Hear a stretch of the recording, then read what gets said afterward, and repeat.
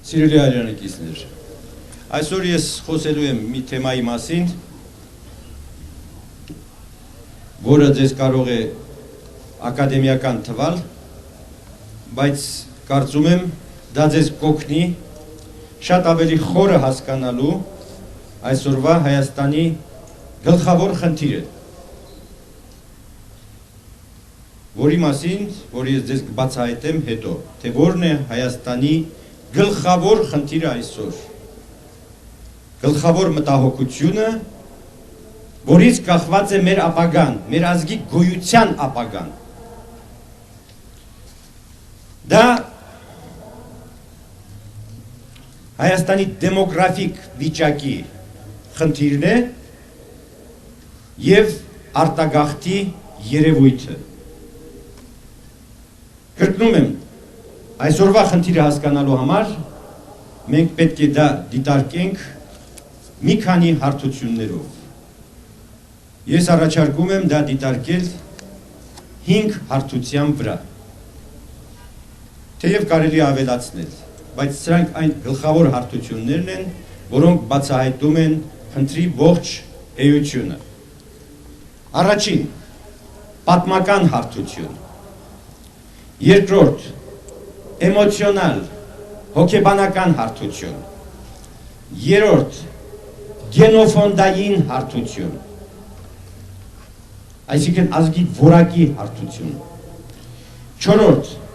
քաղաքական հարթություն։ Եվ հինգերորդ, ազգապահպանության, ազգի գոյատևման և ազգային անվտանգության հարթություն։ Առաջինը, պատմական հարթության վրա դիտարկելիս։ Մենք պետք է սկսենք հայ ազգի ծագումնաբանությունից։ Ես մի կողմ եմ թողնում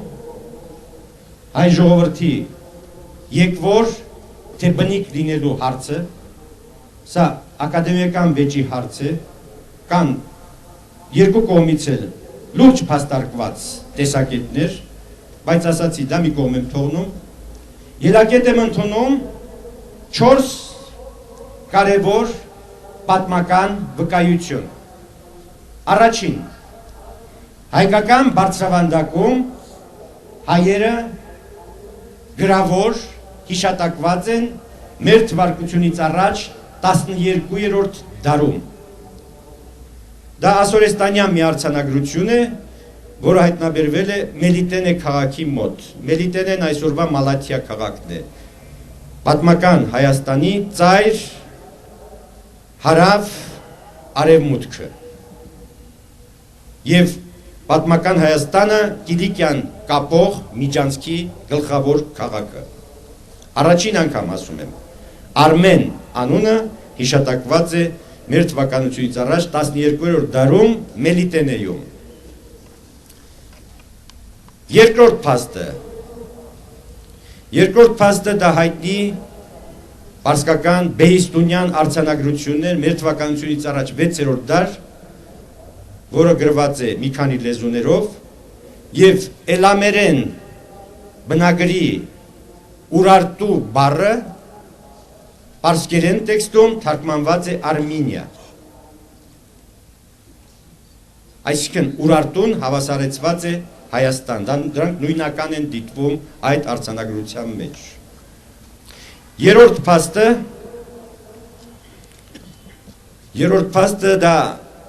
մեր թվականությունից առաջ առաջին դարի և մեր թվականության վերջին դարի, այսինքն առաջին դարի հույն աշխարհագրագետ Ստրաբոնի տեղեկությունն է, որում ասվում է մեծ հայքի բնակչությունը խոսում է մեկ լեզվով, իսկ մեծ հայքը նաև տալիս է իր ամբողջական սահմաններով, սկսած Եփրատ գետից մինչև հյուսիսում Քուր գետը, հյուսիս-արևելքում Քուր գետը, Ուտիկ, հարավում Կորդուկ, Ծոպք և այլն, ամբողջ պատմական Հայաստանը։ Այսինքն, սա շատ կարևոր փաստ է, շատ կարևոր տեղեկություն, որովհետև շատ քիչ ազգերի է հաջողվել 2000 տարի առաջ ունենալ մի հայրենիք, մի երկիր, որը միալեզու է, իսկ միալեզու նշանակում է արդեն մեկ ազգ, մեկ ազգ։ Եվ չորրորդ տվյալը այն է, որ ըստ էության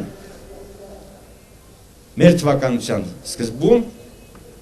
իսկ մենք դրա մասին տեղեկություններ ունենք արդեն 5-րդ դարից գրավոր, մի զարմանալի փաստ գոյություն ունի, որ Հայաստանում երբևէ ցեղային տարանջատում չի վկայված։ Բացարձակապես կարծեք թե այդ ազգը սկզբից եւ եղել է մեկ ազգ,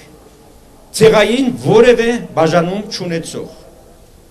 Բացարձակապես չկա այդպիսի տվյալ։ Ազգեր կան մինչև այսօր, որոնք ասենք 2000 տարի առաջ այդ պետություն են ունեցել, այսօր էլ կարողանում են իրարից տարբերել տարբեր ցեղերին։ Արաբների մոտ կարող են իրար տարբերել ցեղերով, Միջին Ասիայում, Թուրքիայում նույնիսկ։ Հայերի վերաբերյալ այդպիսի փաստ չկա, սա չգիտեմ, ես դրա մասնագետը չեմ, բայց սա լուրջ ուսումնասիրման կարիք ունի։ Դա կարող է նշանակել իմ, այսինքն մակերեսային մոտեցմամբ, կարող է նշանակել մեկ բան, որ իսկապես առնվազն 5-րդ դարում կամ եթե սկսենք Ստրաբոնից սկսած չկա որևէ վկայություն, որ հայերը ունեցել են բաղկացած են եղել տարբեր ցեղերից, չկա այդպիսի բան։ Իսկ եթե հիշենք Խորենացու նաև հայտնի խոսքը սահման հայոց լեզվի։ Հայաստանի սահմանները նա տեսնում է այնքան, որտեղ խոսում են հայերեն։ Ուրեմն սա ասում եմ շատ մի չափազանց, ինչ ասեմ, ապշեցուցիչ փաստ է, եւ վերջին փաստը, որը նույնպես ելակետային է, ըստ էության Հայաստանում այլազգիներ բնակված չեն եղել։ Նորից սկսած, կրկնում եմ, պատմական ժամանակաշրջանից, պատմական ժամանակաշրջանը այն շրջան է, որը հավաստված է գրավոր աղբյուրներով, չկա այդպիսի փաստ։ Ողջ մեծ հայքը բնակեցված է եղել հայերով, բացառությամբ ծայրամասային որոշ գավառների ուտիքում եղել է հայ աղվանական խառնաբնակչություն,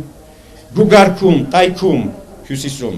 եղել է հայ վրացական խառնաբնակչություն, հարավում, ծոպքում, գորդուքում եղել են հայ արամեական, հայ ասորական խառնաբնակչություն։ Ահա եւ վերջ։ Ուրիշ որևէ տեղեկություն չկա։ Այսինքն Հայաստանը եղել է միախոս, միատարր մի պետություն։ Ես սա ինչով եմ բացատրում։ Սա բացատրում եմ առնվազն 1000 տարվա անընդհատ պետականության գոյությամբ։ Մեր թվականությունից առաջ 6-րդ դարից Պարուրիսկայորդուց սկսած մինչև 428 թվական անընդհատ պետականության այս գոյությունն է, որը ազգ է ձևավորել։ Շատ քիչ ժողովուրդների է այսպիսի բախտ վիճակվել։ Նույնիսկ Ուրարտուն դեռևս շատ հարցական է դա, ինչ պետություն է եղել, որ ազգի պետությունն է եղել։ Մի բան այստեղ էլ փաստ է, ակնհայտ է, որ քանի որ հայերը, ինչպես ասացի, արդեն մեր թվականությունից առաջ 12-րդ դարում եղել են հայկական բարձրավանդակում, իսկ Ուրարտուն ստեղծվել է 9-րդ դարում, ուրեմն այդ ժամանակ այդտեղի բնակչության գոնե մի մասը պետք է հայ լիներ։ Դա ըստ էության եղել է հայ խուրիական պետություն, խուրիներն էլ մի ուրիշ ազգ էին, ուրարտերենը այդ խուրիական լեզվախմբի լեզուներից մեկն է։ Դրանք այսօրվա դաղստանյան լեզուներին ազգակից լեզու էին, որի իշխող դինաստիան եղել է խուրի, այո, իսկ բնակչությունը ըստ երևույթին հավասարապես բաղկացած է եղել հայերից եւ խուրիներից։ Բացառված չէ, որ նույնիսկ հայերը մեծամասնություն կազմած լինեին, բայց նրանց տիրեր փոքրամասնությունը։ Այդպիսի բանը շատ սովորական է, շատ պետություններ փոքրամասնություններում փոքրամասնությունը տիրել է մեծամասնությանը։ Ասենք մի փոքրիկ մոնղոլ ազգը 1-1.5 միլիոն էր, բայց տիրում էր 100 միլիոնանոց Չինաստանին, էլ չասած մինչև Լեհաստան, մինչև Անատոլիա, ամբողջ կայսրությանը։ Դա շատ նորմալ բան է։ Արաբական խալիֆատն էր այդպիսին։ Արաբական նվաճումներից հետո, երբ նրանք ստեղծեցին խալիֆատը, նրանք արաբները չնչին փոքրամասնություն էին։ Բայց մարտական, զինական փոքրամասնություն, որոնք կարողացան այդ ամբողջ խալիֆատում ստեղծել զինվորական կայազորների շուրջ ձևավորվեցին քաղաքներ, այդտեղ տեղափոխվեցին արաբ ցեղեր եւ աստիճանաբար նրանք դարձան տիրող ազգ։ Խալիֆատի ողջ գոյության ընթացքում ըստ էության արաբները մեծամասնություն չեն եղել այդ կայսրության մեջ։ Եվ մի ուրիշ փաստել կա, էլի ելակետային, ինչպես գիտեք, հայերը ունեն երկու անուն՝ արմեն եւ հայ։ Հայը ինքնանվանումն է, արմեն մեզ կոչում են օտարները։ Սա ինչ է։ Սա էլ ըստ երևույթի, սա գիտական բացատրություն ունի, ինչպես բոլոր ազգերը, ժամանակին հայերն էլ են ցեղերից կազմված եղել։ Մի ցեղը կոչվել է արմեն, մի ցեղը կոչվել է հայ, մի երրորդ, չորրորդ ցեղեր էլ կարող է եղել են, որոնք արդեն մեզ չեն հասել դրանց մասին տեղեկություններ։ Հետաքրքիր է հայ անվանման ստուգաբանությունը։ Իդեպ, ես քիչ առաջ խոսեցի այդ Մելիտենեի մասին, Մելիտենեում հայերի հիշատակության մասին, այս հայտնաբերությունը կատարել է հայտնի հռչակավոր ռուս արևելագետ Դյակոնովը։ Երկրորդ ստուգաբանությունը, որ կապված է հայ անվան հետ, նույնպես կատարել է Դյակոնովը։ Հայը, հայ բառը, նույն խետ բառն է։ Դուք գիտեք, խեթեր կային, խեթական հսկայական կայսրություն, լուրջ քաղաքակրթություն, որը վերացավ մեր թվականությունից առաջ 14-րդ դարում։ Այդ մենք ենք խեթ ասում, ռուսներն են խեթ ասում, բայց նրանց բուն անունը եղել է հաթ, հաթեր և հայեր։ Սա բացատրվում է հնդեվրոպական, խեթերն էլ, հաթերն էլ հնդեվրոպական ազգային, ինչպես հայերը, հնդեվրոպական նախալեզվի թն հայերենում վերածվում է եի, հաթ, հայ, պատեր, հայր, մատեր, մայր, բրադեր, եղբայր, սիստեր, քույր, սա օրինաչափություն է։ Սա ինչ ասում, անառարկելի ստուգաբանություն է։ Անառարկելի ստուգաբանություն։ Ահա այն մի քանի ելակետային, տվյալները, որոնք մեծ հնարավորություններ են բացում պարզելու իսկապես հայ ազգի ծագումը։ Ես խոսեցի հայ ազգի միատարրության մասին։ Երբ սա խաթարվեց, երբ Հայաստանում հայտնվեցին օտարներ, արդեն մշտական բնակվող օտարներ, դա տեղի ունեցավ արաբական արշավանքներից հետո։ Ինչպես ասացի, արաբական արշավանքների բացառիկ հատկանիշը այն էր, որ նրանք ազգերով, չգիտեմ, ցեղերով չէին, որ արշավում էին դեպի նվաճված տարածքներ։ Ոչ, փոքրիկ զորախմբերով, 5-10 հազարանոց զորախմբերով հարձակվում էին, գրավում տարածք, հիմնում կայազոր,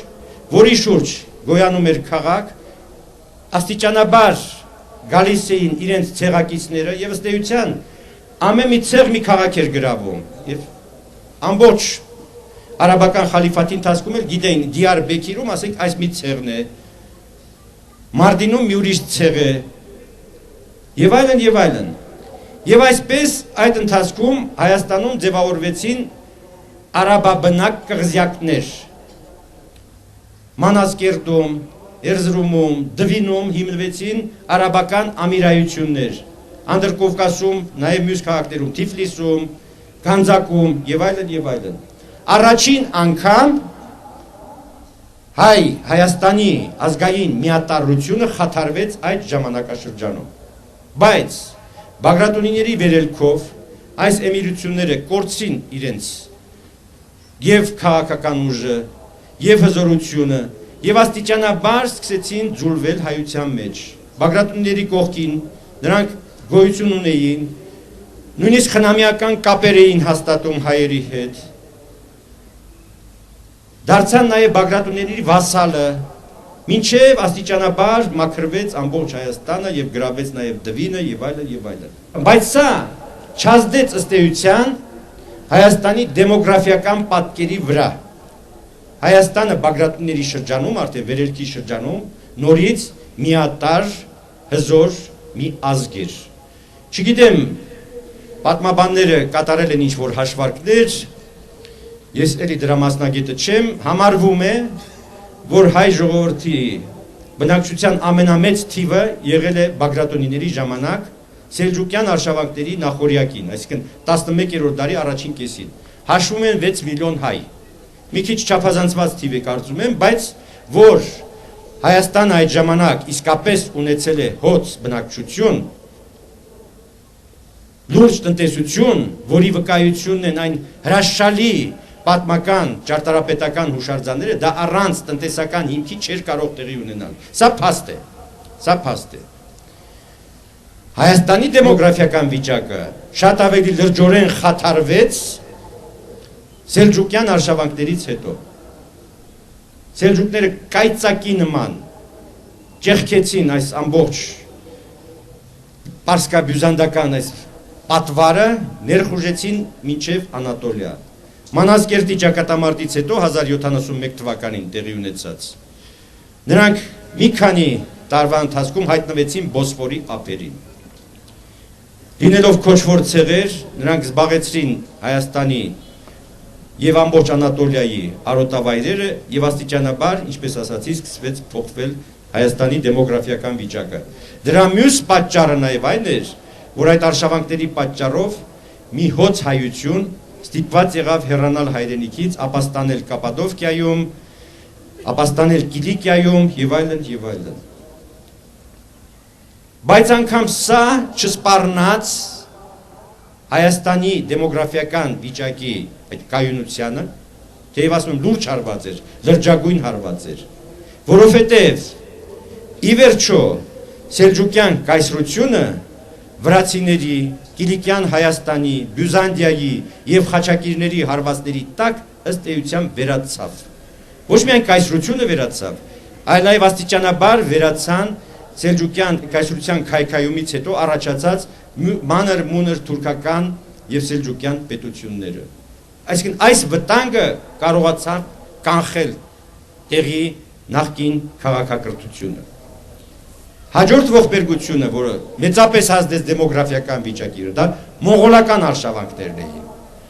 Մոնղոլները սելջուկների նման չէին։ Սելջուկները գալիս էին իրենց ամբողջ ազգուտակով, իրենց անասուններով, ազգներ քոչում,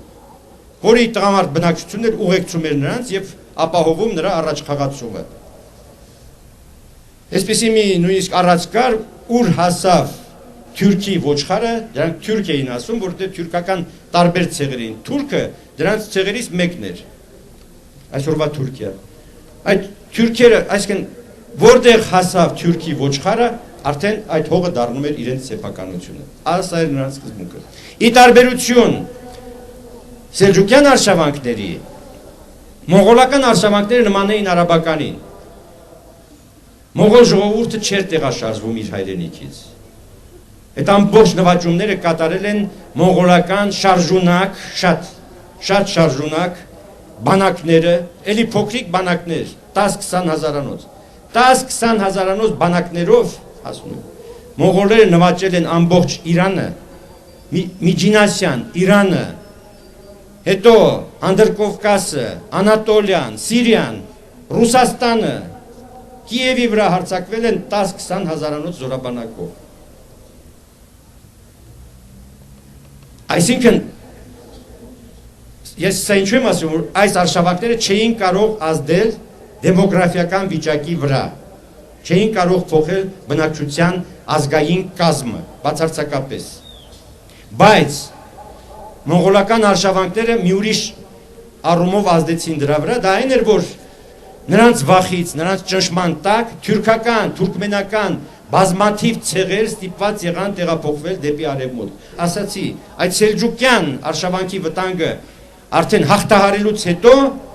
այս մերձավոր արևելքի ժողովուրդները կանգնեցին այս վտանգի առջև։ Սա էր, որ վերջնականապես լուծեց փաստորեն թուրքական տիրապետության հարցը եւ այս երկրորդ ալիքի պատճառով էր, որ հետագայում ստեղծվեց Օսմանյան Թուրքիան։ Օսմանյան Թուրքիան։ Ես մի քիչ շատ եմ ծանրանում պատմական հարթության վրա, բայց ասելիքը շատ է, ես նաև կան մյուս հարթությունները, բայց այնքան հետաքրքիր է, որ ես կուզեմ շարունակել։ Հաջորդ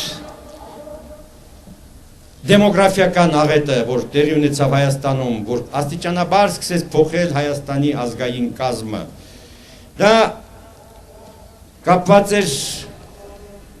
թուրք-իրանական պատերազմների հետ։ Դուք գիտեք, 16-րդ դարի սկզբում ստեղծվեցին երկու հզոր կայսրություններ, մեկը Օսմանյան կայսրությունը, մյուսը Սեֆևյան Իրանը։ Եվ այս երկու կայսրությունները բաժանեցին ամբողջ մերձավոր արևելքը իրենց միջև։ Բաժանելը նորմալ էր, որովհետև երբ հզոր կայսրությունները բաժանում են, կայունություն հաստատում, դա արդեն խաղաղություն է բերում եւ դա չի խանգարում բնակչության աճին, տնտեսության զարգացմանը եւ այլն։ Բայց այս բաժանումները ուղեկցվեցին շատ երկարատև արյունալի պատերազմներով, որոնք տևեցին մոտ 70 տարի, ավարտվեցին 1639 թվականին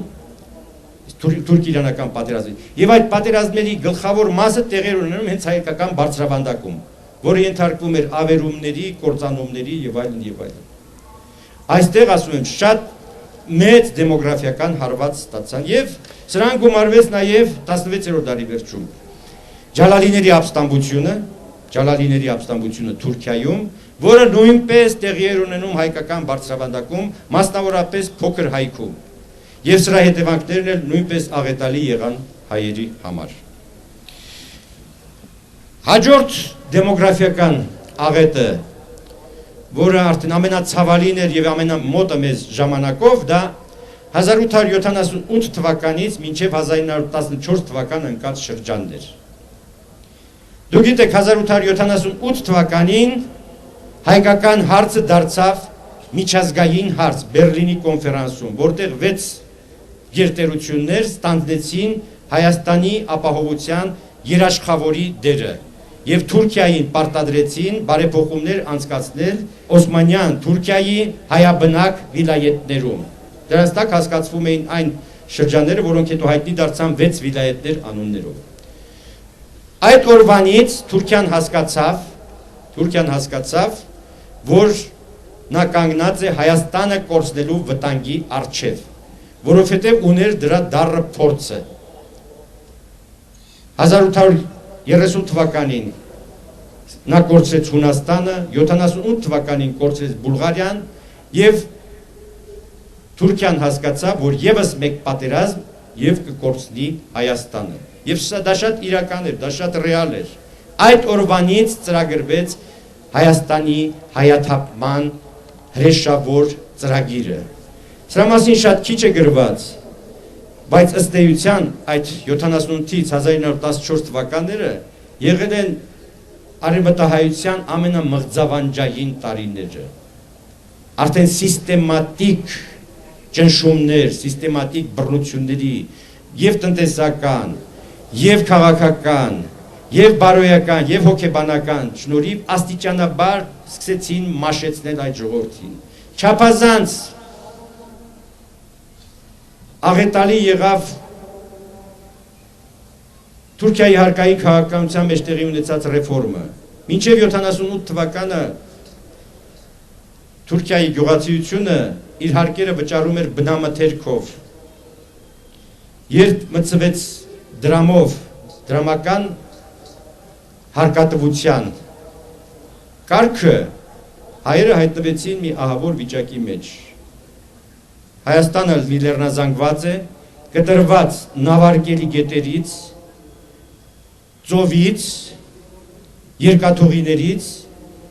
եւ հայ բնակչությունը, հայ գյուղացիությունը չէր կարող վաճառել իր ապրանքը եւ վճարել պետության հարկերը։ Ինչ տեղի ունեցավ։ Ստիպված կանխիկ դրամ ունենալու համար այդ ժամանակներում սկսվեց հայ երիտասարդության արտագաղթը դեպի Անատոլիայի քաղաքներ, դեպի Ստամբուլ, դեպի նավահանգստային քաղաքներ, Տրապիզոն, Զմյուրնա եւ այլն, որպեսզի այնտեղ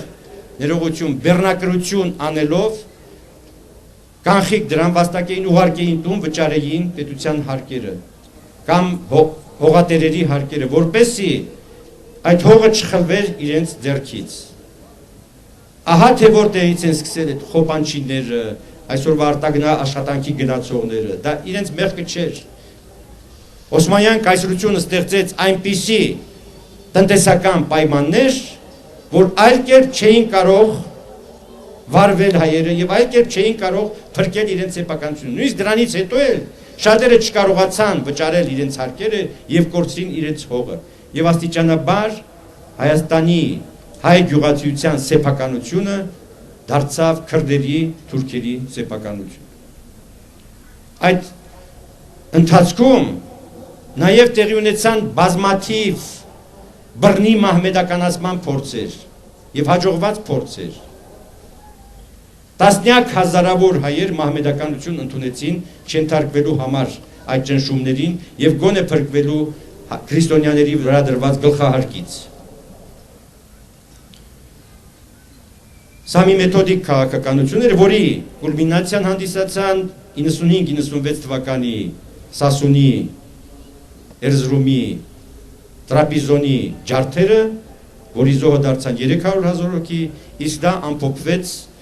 արդեն 15 թվականին ամբողջ Արևմտահայաստանի հայաթափմամբ։ Եվս մի դեմոգրաֆիական աղետ տեղի ունեցավ 1916-ից 20 թվականներին։ Ըստ տվյալների 1916 թվականին Հայաստանի այսօրվա տարածքի բնակչությունը եղել է 1,600,000 մարդ։ Դա ի հաշիվ տեղի բնակչության եւ նաեւ արևմտյան Հայաստանից գաղթած, փախած մարդկանց, որոնք կուտակվել էին Հայաստանում, ասում 1,600,000 մարդ 16 թվականին։ Իսկ 20 թվականին, երբ Հայաստանը խորհրդականացավ, արդեն Հայաստանի բնակչությունը 729,000 էր։ Այսինքն 4 տարվա ընթացքում Հայաստանը կորցրեց մոտ 700,000 բնակիչ։ Դրանց մի մասը մահացավ սովից, համաճարակներից, իսկ մի մեծ մասը ուղղակի արտագաղթեց Հայաստանից, դեպի Վրաստան, դեպի Հյուսիսային Կովկաս, այս Արմավիրի, չգիտեմ, Կրասնոդարի, Ստավրոպոլի հայությունը մեծ մասամբ հենց այդ հայությունն է։ Մի դեմոգրաֆիական աղետ էլ տեղի ունեցավ երկրորդ համաշխարհային պատերազմի ժամանակ, երբ 300,000 հայ զոհվեց հայրենական պատերազմի ճակատներում։ Դրանք պոտենցիալ հայրեր էին, որոնք պիտի վերադառնային եւ ինչքան երեխա պետք է ունենային։ Սրանով ավարտվեց ըստ էության գոնե Հայաստանում այդ դեմոգրաֆիական աղետը, բայց հասանք 89 թիվ տեղի ունեցավ 88 թվի ահավոր երկրաշարժը, որը նույնպես մի հզոր հսկայական դեմոգրաֆիական աղետ էր։ Դուք հիշում եք տվյալները 25,000 զոհ պաշտոնական տվյալներով եւ 500,000 բնակարանազուրկ։ 500,000։ Դրանց մի մասը ինչ որ կերպ տեղավորվեց Հայաստանի պանսիոնատներում, չգիտեմ, սանատորիաներում, հարազատների մոտ եւ այլն։ Մի զգալի մասը տեղափոխվեց Ուկրաինա, Մոլդովա, դա բարեկամական ժեստ էր։ Ապաստան տվեցին։ Եվ դրանց մի մասը այլևս չվերադարձավ Հայաստան։ Ես չեմ շարունակում հաջորդ շրջանները, դուք գիտեք ինչ պատճառներով տեղի ունեցան նաև հետագա արտագաղթի ուրեմն շարժումները, դա սկսվեց շրջափակումից հետո, երբ Հայաստանը հայտնվեց էներգետիկ ճգնաժամի մեջ, տնտեսությունը կանգ առավ, այլ հնարավորություն չկար, սկսվեց պատերազմը Ղարաբաղյան, այլ հնարավորություն չկար, շատերը այո հեռացան այն ժամանակ Հայաստանից։ Ես հիմա այս հետագա իրավիճակը չեմ ուզում վերլուծել, մենք ասացի, իմ նպատակը ավելի շատ տեսական հիմքերի բացահայտումն է այս երևույթի։ Ուրեմն ես կանցնեմ արդեն հաջորդ հարթությանը, պատմականը ավարտելով, դա արտագաղթի էմոցիոնալ, հոգեբանական հարթությունն է։ Ինչ նկատի ունեմ։ Գիտեք ինչ, արտագաղթը որպես երևույթ, գուցե սոցիալական, հոգեբանական երևույթ է, բայց սոցիալական եւ քաղաքական։ Իսկ անհատի առումով դա մի անձնական, ինչ ասեմ, մեծագույն ողբերգություն է։ մեծագույն ողբերգություն։ Ինչ է տեղի ունենում։ Միջավայրի, լեզվի, մշակույթի կտրուկ փոփոխություն։ Մարդը մի աշխարհից միանգամից հայտնվում է մի ուրիշ աշխարհում, բացարձակապես օտար։ Մարդը կտրվում է իր հարևաններից, բարեկամներից, իր լեզվով խոսող շրջապատից, իր երգից, իր ծնողների գերեզմանից եւ հայտնվում, ասում են, բոլորովին օտար մի միջավայրում։ Սա հոգեբանական ծանրագույն հարված է։ Չմտածեք, արտագաղթը երկու ողբերգությունների մեջ պարունակում։ Մեկը Հայաստանից անջատվելու ողբերգությունը, մյուսը օտար միջավայրում հայտնվելու ողբերգությունը։ Սրանք գումարվում են իրար եւ մարդուն հանում նորմալ վիճակից։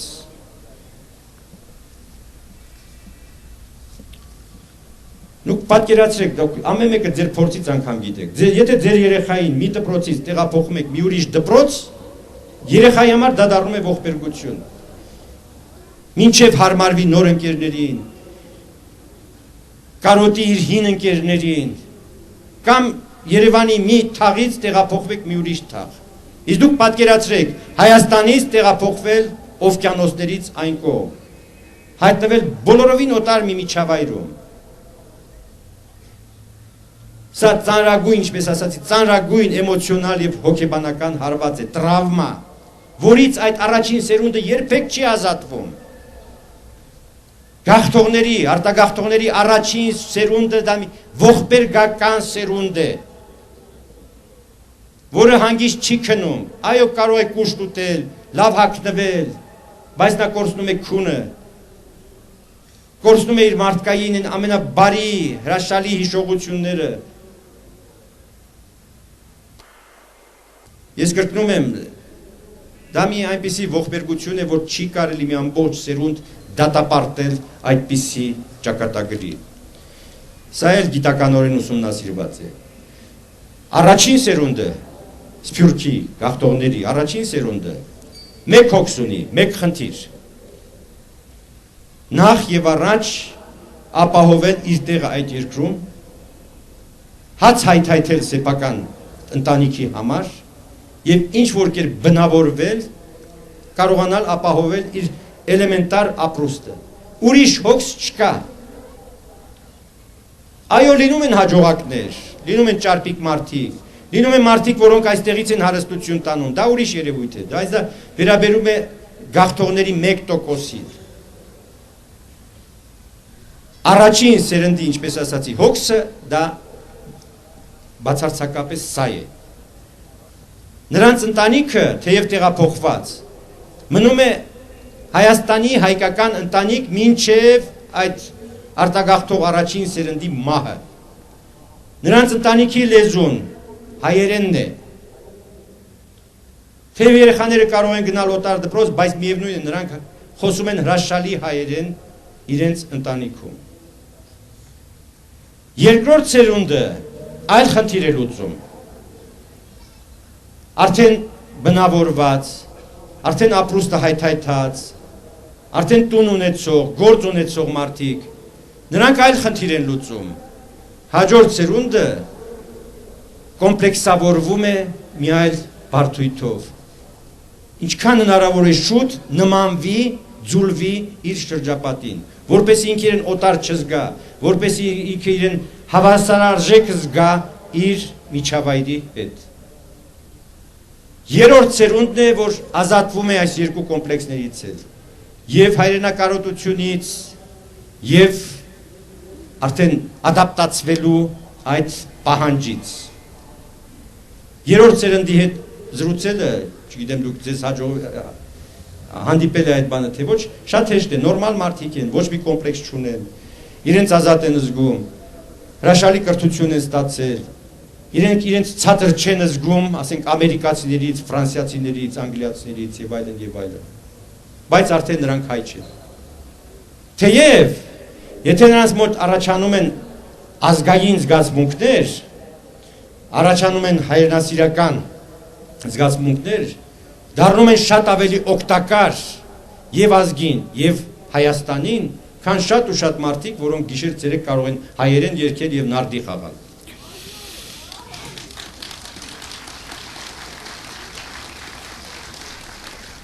Հիմա մենք ունենք Սփյուռք, մենք ունենք Հայաստան։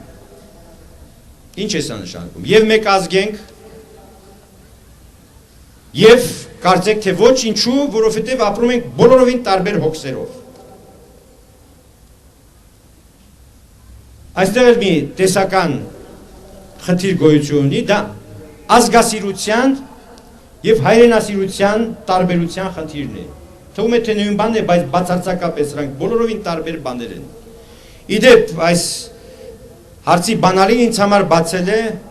հայտնի Ռուբեն Տերմինասյանը, դուք գիտեք, դաշնակցական մեծ գործիչ, նախկին Ֆիդայի, որ հետո դարձավ Հայաստանի առաջին հանրապետության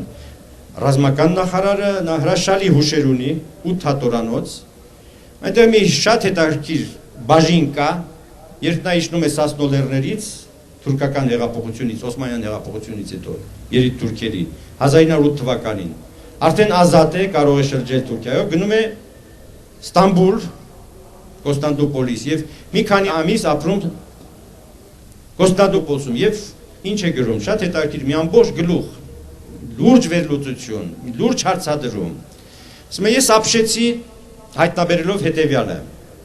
Պոլսահայությունը հրաշալի հայություն, կրթված, զարգացած, դպրոցների, եկեղեցիների, բարեգործական կառույցների մի հսկայական ցանցով, տպարաններով,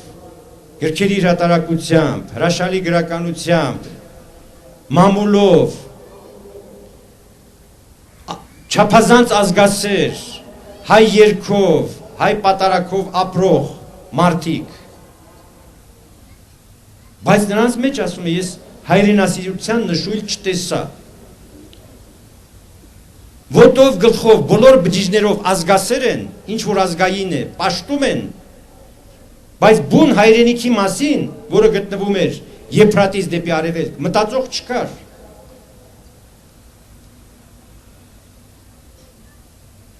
Կային անհատներ իհարկե, որոնք նույնիսկ թողնում էին այդ Պոլսի շքեղությունը եւ գալիս էին գավառներ, դպրոցներ հիմնում, քահանաներ լինում, հեղափոխականներ լինում, բայց դրանք չափազանց փոքրաթիվ էին, չափազանց փոքրաթիվ։ Ամբողջ Պոլսահայությունը, որը ըստ էության Սփյուռքի առաջին, ինչ ասեմ, նմուշն էր Հայաստանից կտրված, գնացած մինչև Ստամբուլ, որը գտնվում է Եվրոպայի եւ Ասիայի սահմանին։ Մի մասը Եվրոպայում, մի մասը Ասիայում։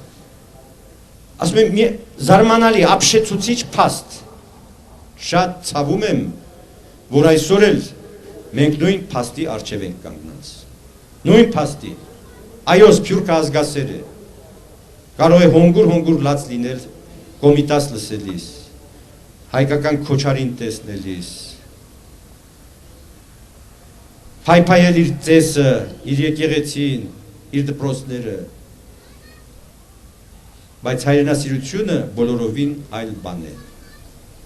Ինչ կուզեք ասեք, որքան էլ ցավալի, սա միայն մեզ չի վերաբերում, եկեք էլի չկոմպլեքսավորվենք, բոլոր ազգերն այդպես են, հույներն էլ ունեն մեծ Սփյուռք, իտալացիները ունեն մեծ Սփյուռք, լեհերը եւ այլն, բայց Սփյուռքը ապրում է իր կյանքով, Լեհաստանը, Հունաստանը, Իտալիան իրենց կյանքով։ Չեմ ասում սա բան է ասում, չվերագրենք մեր ազգին որպես թերություն, բայց փաստ է, բայց նաեւ ուսանելի փաստ, որպեսզի մենք կարողանանք Հայաստանի հայությունը կարողանա իր հույսերը դնել սեփական ուժերի վրա։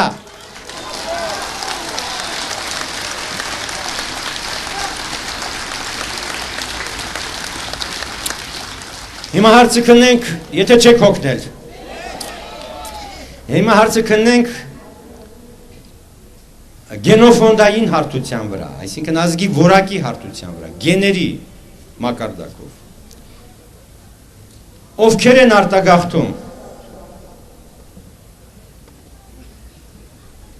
Արտագաղթում են հիմնականում ինտելեկտուալները, ուղեղները, եւ այդ գաղթ ընդունող երկրները նույնիսկ շահագրգռված են սրանում, բայց սա չէ դեռ ամբողջ դժբախտությունը։ Արտագաղթում է ազգի սոցիալապես ակտիվ եւ պրոֆեսիոնալ հատվածը, լավագույն բանվորները, լավագույն շինարարները, լավագույն գյուղացիները, այդ խոպանչիները, որ դուք սովետի ժամանակներից դեռ հիշում եք, հիմա կոչում ենք մենք արտագնա աշխատանքի գնացողներ։ Դրանք երևի հայ ժողովրդի ամենաաշխատասեր, ամենահմուտ մարդիկ են։ Մի քանի ասում եմ, մարդ 4-5 հոգի, մի սվաղճի, մի պատշար եւ մի ցեղ գրող կարող են պալատներ կառուցել։ Փոխանակ Հայաստանում կառուցելու որտեղ են կառուցում։ Եվ գնում են, սա էլ կարևոր հանգամանք է, ռիսկի պատրաստ մարդիկ, որոնք չեն վախենում այդ օտարության դժվարություններից։ Գնում են մերկ ձեռքերով, վստահ լինելով իրենց ուժերի վրա, որ կարող են ոտքի կանգնել, կարող են հարստանալ եւ նմանվել հենց այն երկրների բնակիչներին, ուր նրանք գնում են։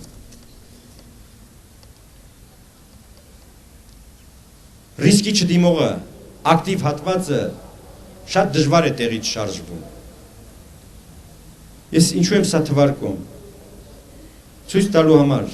թե ինչպիսի որակներ ենք մենք կորցնում։ Հիմա մի փաստ ասեմ եւ պատկերացրեք։ 89 թվականի մարտահամարով Հայաստանի բնակչությունը արդեն 3.5 միլիոն էր։ Այսօր 2.5 միլիոն է։ Այսօր 1 միլիոն մարդ կորցրել ենք, բայց ասում եմ, սրանք պատահական մարդիկ չեն։ Ահա այս որակի մարդիկ ենք կորցրել։ Ուրեմն դուք պատկերացրեք, որքան է ընկել հայ ազգի որակը։ Սա մեր գենոֆոնդը վտանգող միտում է։ Եվ եթե այսպես շարունակվի, մենք կդառնանք ուրիշ ազգ։ Արդեն դառնում ենք։ Այսօր մեր հեռուստատեսությունը, կինոն, ինչ է տեղի ունենում այդտեղ։ Կոմիտասին, Արամ Խաչատրյանին փոխարինել են թյուրքական մուղամները։ Սա էլ ազգի որակի ամենամեծ կորուստներից մեկն է։ Ցավալի է, բայց այդպես է։ Հաջորդը քաղաքական հարթություն։ Ես ասացի, որ արտագաղթում է ազգի ակտիվ զանգվածը, ակտիվ ոչ միայն աշխատանքում, այլ նաև քաղաքացիական ակտիվության տեսակետից, քաղաքական ակտիվության տեսակետից։ Շատերը օրինակ զարմանում են, թե ինչու այսօրվա հանրահավաքների թափը այն չէ, ինչպիսին էր, ասենք 2008 թվականի այդ ընտրարշավի ժամանակ։ Այս հարցը շատերն են տալիս։ Ինչու եք զարմանում։ 2008 թվականի համաժողովրդական շարժման մասնակիցների կեսը արդեն այսօր Հայաստանում չէ։ Դուք ձեզ հարցրեք ինձ, մի անգամից չգիտեմ այդ հարցը ձեզ տվել եք չէ թե ոչ։ Հիմա ես փորձ եմ անում, ձեզնից յուրաքանչյուրը։ Ձեր ոչ թե հիմա, ընդհանրապես այս վերջին 20 տարիների ընթացքում ձեր ծանոթներից քանի հոգի է արտագաղթել Հայաստանից։ Կգտնվի մի մարդ, որը առնվազն 5 հոգու չճանաչի այդպիսին։ Ուրեմն պատկերացրեք ինչպիսի մակարդակի է հասել, ինչպիսի չափերի է հասել արտագաղթը։ Եվ 5-րդ հարթությունը ազգապահպանության, ազգի գոյության եւ ազգային անվտանգության հարթությունը։ Լսեք, ես չեմ ուզում ձեզ սարսափեցնել, բայց մեր ազգը իսկապես ազգային աղետի առջև է կանգնած։ Եթե այսպես շարունակվի, արտագաղթը կանք չառնի, մենք վերանում ենք ուղակի։ Մենք վերանում ենք, մենք դառնում ենք մի փոքրիկ կղզյակ, մի Լյուքսեմբուրգ ենք դառնում լավագույն դեպքում, եթե Հայաստանը պահպանվի որպես պետություն։ Կլինենք Լյուքսեմբուրգ, մի օվկիանոսի կենտրոնում, մի կողմից Իրանը 120 միլիոն բնակչությամբ այդ ժամանակ կլինի մի 30-40 տարի հետո։ Մյուս կողմից Թուրքիան 120 միլիոն, Ադրբեջանը կլինի 30-40 միլիոն։ Վրաստանը կարող է լինել 4-5 միլիոն, մեր նման ազգ է, չգիտեմ ոչ ավելի, գուցե ավելի պակաս։ Մենք կլինենք, ասում եմ 30-40 տարի հետո, 1.5 կամ 1 միլիոնանոց մի պետություն։ Այսինքն սա ոչ իրել չէ, սա չգիտեմ, սա չեմ ուզում ցեղասպանություն բառը օգտագործել, բայց ուրիշ բառ դժվար է գտնել։ Որպեսզի սա հասկանանք, թե սա ինչ աղետ է, պետք է նորից դեպի պատմություն գնանք։ Հայ ժողովրդի բոլոր դժբախտությունների պատճառը, մեր պարտությունների պատճառը եղել է դեմոգրաֆիան, դեմոգրաֆիական վիճակը։ Այո, բախտի քմաճուկով մենք մեծ ազգերի արանքում եղել ենք փոքրաթիվ ազգ։ Թեև մենք ենք ածու փոքր, դա խորենացին է ասել, թեև փոքր ազգ ենք, բայց եւ այլն շարունակություն չեմ ասում։ Այն ժամանակ էլ հայերը իրենց համարել են փոքր ազգ, որովհետեւ մի կողմից հռոմներ, Բյուզանդիան, մյուս կողմից Իրանը, հսկայական բնակչությամբ։ Հետո հայտնվեցին արաբները, նրանց համեմատ նույնպես մենք փոքր ազգ էինք։ Ուրեմն Հայաստանի կամ հայ ժողովրդի դեմոգրաֆիական դժբախտության կեսը այն է, որ մենք փոքրաթիվ ենք եղել մեր հարևանների համեմատությամբ։ Սա մի կեսն է։ Բայց դրանով հանդերձ մենք ունեցել ենք հզոր պետություն, կարողացել ենք այդ երկու կայսրությունների արանքում գոյատևել մոտ 1000 տարի։ Սա ասացի կեսն է։ Երկրորդ կեսը, որ ավելի ծանր եւ ավելի մեծ դժբախտություն է, դա բուն Հայաստանում հայերի փոքրամասնություն դառնալու փաստն է եղել։ Բուն Հայաստանում։ Ես նշեցի, թե երբ են Հայաստանում հայտնվել այլ ազգեր,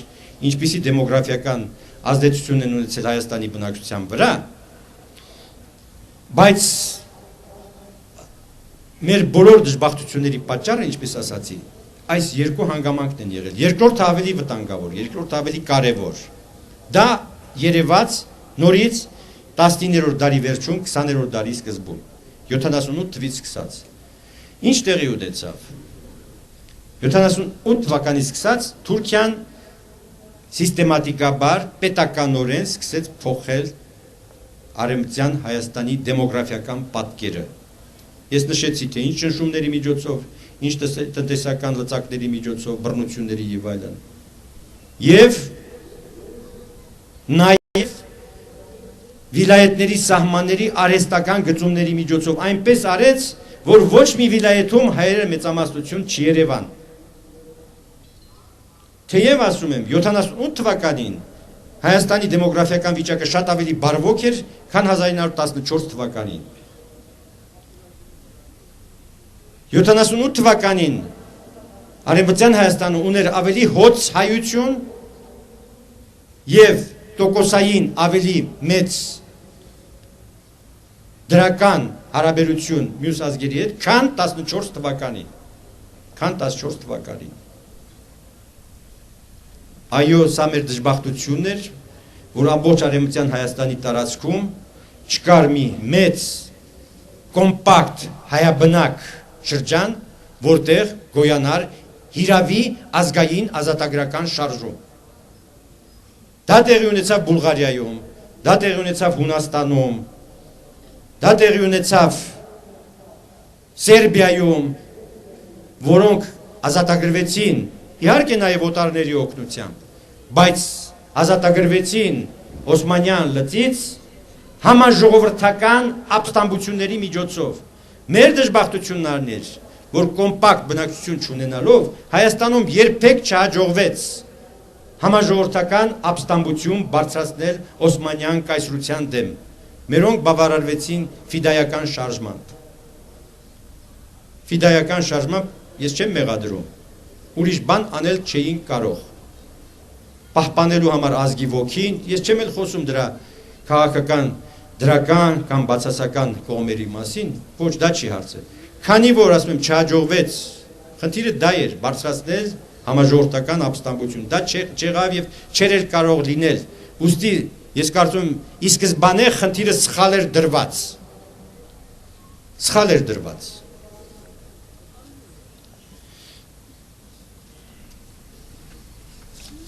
Այսօր ինչ վտանգներ է պարունակում սա,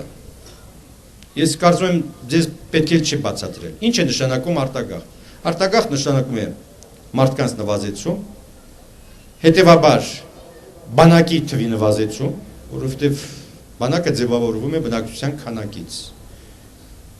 հետևաբար մարտունակության ցածրացում, մեր հարևանների դեմոգրաֆիական աճ եւ մնացածը ես ձեզ չեմ ասում, որ ձեզ շատ չվախեցնեմ։ Եվ այսքանը, որ ավելի ամբողջացնեմ այս թեման, ես ավարտեցի այդ բոլոր հարցությունների վրա այս հարցի քննարկումը։ Ուզում եմ մի երկու հարցի մասին էլ խոսել։ Ցեղասպանությունը, էթնիկ զտումները, բռնի տեղահանումները, դրանք ավելի շատ նոր երևույթներ են։ Ցեղասպանություն ընդհանրապես 19-րդ դարից առաջ ընդհանրապես չի եղել։ Բոլոր նվաճումները եղել են, այո, նվաճումների ընթացքում կատարվել են գազանություններ, որոշ քաղաքներ գրավելիս կոտորել են ամբողջ բնակչությանը, բայց որևէ նվաճող, ոչ մոնղոլական, ոչ սելջուկյան, ոչ արաբական, որևէ նվաճող խնդիր չի դրել բնաջնջել որևէ ժողովրդի, որևէ ազգի, որովհետև բնակչությունը, մարդը այն ժամանակ արժեք է եղել ոչ թե այն առումով, որ շատ են սիրել, շատ են հարգել, որպեսի աշխատի իրեն հարկեր վճարի եւ ինքը հարստանա եւ բարգավաճի։ Մոնղոլների մասին շատ լեգենդներ կան, թե իբր թե նրանք բարբարոս են եղել բան, այդպես չէ։ Այո, նրանք գրավել են քաղաքներ եւ կատարել բռնություններ, միայն այն դեպքում սակայն, երբ այդ քաղաքները դիմադրություն են ցույց տվել իրենց։ Նրանք գալիս էին քաղաքի առջև շարվում, կանգնում եւ առաջարկում ընտրանք կամ հանձնվում եք կամովին եւ դրանից հետո խաղաղ հանգիստ ապրում եք, վճարելով համապատասխան հարկեր եւ այլն, իսկ եթե դիմադրում եք ախպեր ջան, մենք սենց մարդ ենք, ձեզ ոչնչացնում ենք։ Շատերը չհավատացին եւ այդ դժբախտությանը արժանացան Սամարղանդը, Բուխարան, Բալխը, Հերատը։ Այդ գազանությունները, բռնությունները նաեւ ունեին ուրիշ նպատակ։ Միտեղ մի հսկայական գազանություն անել, որպեսզի այդ լուրը տարածվեր եւ երբ նրանք մոտենային մյուս քաղաքներին, նրանք կամովին հանձնվեին։ Եվ այդպես էլ եղավ։ Առաջին մի քանի այդ քաղաքների գրոհով գրավումից եւ ավերածություններից հետո մյուս քաղաքները պարզապես բացեցին դռները մոնղոլների առջև։ Եվ նրանք ասում են դրանից հետո որևէ, ինչ ասեմ, ծրագրված, կարող է լինել ինչ-որ հորդաներ, անկայուն, չգիտեմ, տարրեր, որոնք խժդժություններ անեին, բայց ծրագրված բնակչության ոչնչացում չեն իրագործել, չեն իրականացրել, բացարձակապես։ Հակառակը ստեղծել են մի կուռ համակարգ պետական հարկերի հավաքման, թեթևացնելով անգամ դրանից առաջ այդ գյուղացիության, բնակչության վճարած հարկերը։ Ասենք սելջուկների օրոք նրանք ավելի բարձր հարկեր էին վճարում։ Մողորներն եկան, որպեսզի աշխուժացնեն տնտեսությունը, անգամ թեթևացրին գյուղացիության հարկերը։ Անգամ 1254 թվականին ամբողջ մոնղոլական կայսրության մեջ, եւ դա տևեց 3 տարի, 54-ից 57, ամբողջ մոնղոլական կայսրության մեջ, սկսած Հայաստանից, Չինաստան, Ռուսաստան, անցկացրեցին մի խստագույն մարդահամար։ Էնել ինչի համար, ոչ թե ավելի շատ հարկ գանձելու, այլ ոչ, անպարկեշտ հարկահաններին պատժելու համար, մոնղոլ հարկահաններին, որպեսի ավելորդ չշահագործեն ժողովրդին, որպեսի այդ ժողովուրդները եւ բարեկամաբար լցվեն իրենց նկատմամբ եւ ավելի շատ արտադրեն եւ հարստացնեն իրենց։ Այսինքն չի եղել այդպիսի ծրագիր։ Անգամ երբ իսպանացիները հայտնաբերեցին Ամերիկան, այնտեղ այդպիսի ծրագիր չի եղել ոչնչացնել տեղի հնդկացիներին։ Շատերն են կոտորվել, շատերն են ոչնչացել։ Բայց տասնապատիկ, հարյուրապատիկ ավելի շատ հիվանդություններից, որովհետև Ամերիկայի հնդկացիները չունեին այն իմունիտետը այն հիվանդությունների դեմ, որոնք կային հին աշխարհում։ Դրանից վերացան, դրանից ոչնչացան, դրանից կոտորվեցին։ Բայց ասում եմ, ոչնչացման ծրագիր չի եղել։ Եղել են, այո, բռնի տեղահանման փաստեր, բռնի տեղահանման։ Դա հիմա կոչվում է էթնիկ զտում, բայց այդ նպատակով չէր։ Այո, եղել է, որ ժողովրդի մի մասին կայսրությունները տեղափոխել են մի տեղից մի ուրիշ տեղ։ Սա հատուկ նպատակներով, տնտեսական, այսինքն ուզել են այստեղ մի քաղաք հիմնել, բնակիչ ապահովել, դա նույնիսկ Տիգրան Մեծն է արել։ Տիգրան Մեծը, երբ որ Միհրդադ Պոնտացու հետ գրավեցին Կապադովկյան, նրանք պայմանագիր կնքեցին։ Կապադովկյան որպես տարածք անցնում է Պոնտոսին, իսկ բնակչությունը անցնում է Տիգրան Մեծին, որը տեղափոխվում է Հայաստան։ Այդպես նաև Պաղեստինից հրեաներ տեղափոխվեցին Տիգրանակերտ քաղաքը, որը Տիգրանը նոր էր կառուցում։ Սա նորմալ, այսինքն նորմալ ոչ մարդկային առումով, բայց միջնադարի կամ հին աշխարհի առումով սա նորմալ վարվելակերպ է եղել բոլորի կողմից։ Ամենավերջին տեղահանումը, ես չեմ խոսում 15 թվականի այդ տեղահանման մասին, բացարձակաբար դա բոլորովին ուրիշ հարց էր, հենց այս նկատառումներով եղել է Շահ Աբբասի օրոք Անդրկովկասում։ Այդ Իրանա-թուրքական պատերազմների ժամանակ, որոնց մասին ես խոսեցի։ Դուք շատ լավ գիտեք, դա ամիջականորեն վերաբերել է հայերին, երկու այսպես աշխարհագրական գոտուց, մեկը Վրաստանի եւ Հայաստանի սահմանակից գոտուց, հսկայական թվով հայ եւ վրացի բնակչությունը տեղափոխվել Իրան եւ մյուսը Նախիջևանից, մասնավորապես Նոր Ջուղայից, սա էլ երկու նպատակով։ Առաջինը մի նպատակ էր հետապնդում, որպեսզի Հայաստանի եւ Վրաստանի քրիստոնյա ժողովուրդներին անջատեն իրարից եւ այդ միջանցքում տեղավորեն թուրքերը մահմեդականներ։ Եվ այդպես էլ կա, հիմա Հայաստանից սահմանից մինչև Թիֆլիս ադրբեջանցիներ են ապրում։ Դա կա, այդ խնդիրը նա լուծեց, այս երկու ազգերին կարողացավ իր ամիջական շփումից անջատել։